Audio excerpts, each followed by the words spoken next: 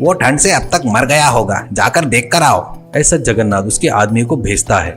वो जाकर देखकर आकर, मालिक वो ठंड से मरा नहीं और पूरा शरीर पसीने से भरा है और वो शरीर पर फूंक रहा है करके कहता है। इसमें कोई राज है सोचकर जमींदार उसके पास आकर, अरे भोलाराम, इतने ठंड में तुझे इतना पसीना कैसे निकल रहा है? कहता है तो हंसते हुए, बगैर किसी कारण से किसी निरपराधी को सजा दिए तो क्या होगा बाबूजी? मैंने तुमको जो लोमड़ी दिया था ना, वो सचमुच मायावी थी। तुम उसको किसी कारण से गुस्सा दिलाए होंगे। कहीं उसकी महिमा पर तुम्हारे घर वालों ने विश्वास नहीं किए होंगे। वो बात पता चलने पर वो फिर से नहीं आएगी। वैसा ही कुछ हुआ होगा, ऐसा बोलता है जगन्नाथ। तो फिर इतनी ठंडी में तुझे पसीना कैसे निकल रहा है? इसका राज क्या है? करके पूछता है। नजर के सामने दिख रहा था तो उसे आप नहीं माने। मैंने जो कपड़े पहने हैं ना, इसे आप क्या समझ रहे हो? ये भी बहुत चमत्कारी है।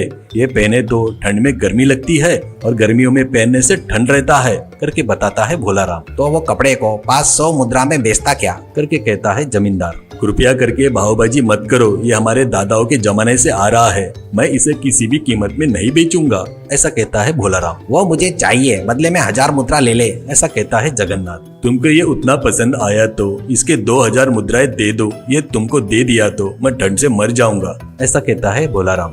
जगन्नाथ उसको मांगे उतने पैसे देकर उससे वो शर्ट लेकर घर में जाकर धोकर सुखाता है।